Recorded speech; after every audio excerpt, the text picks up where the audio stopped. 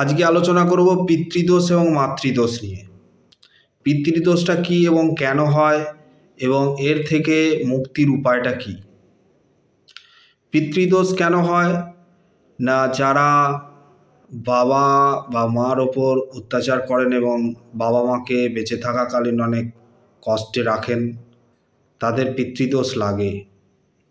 এছাড়া জন্মকুণ্ডলী বিচার করে দেখতে গেলে দেখা যায় যে যাদের রবির সঙ্গে শনির কানেকশান,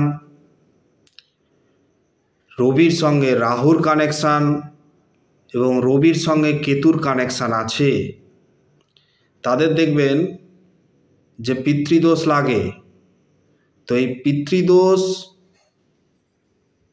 কাটানোর একটাই টাইম, সেটা হলো এই মহালয়ার পিতৃপক্ষ, মহালয়া পর্যন্ত।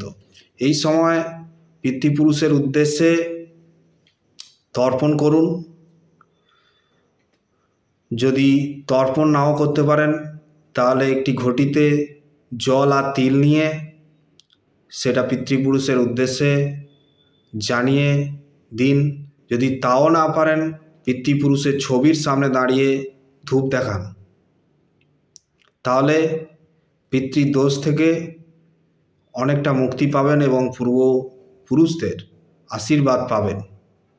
মাতৃদোষও হয়। মাতৃদোষ কিভাবে হয় না, চন্দ্রের সঙ্গে শনির কানেকশান, চন্দ্রের সঙ্গে রাহুর কানেকশান, চন্দ্রের সঙ্গে কেতুর কানেকশান হলেও মাতৃদোষ হয়। ঠিক একইভাবে এই মাতৃ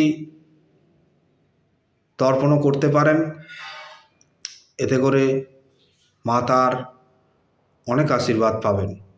নমস্কার। আগামী পিতৃপক্ষ, এই পিতৃপক্ষে আপনারা তর্পণ করে নিজেদের সঞ্চিত পাপকে দূরীভূত করতে পারেন পূর্বপুরুষের আশীর্বাদের দ্বারা। নমস্কার।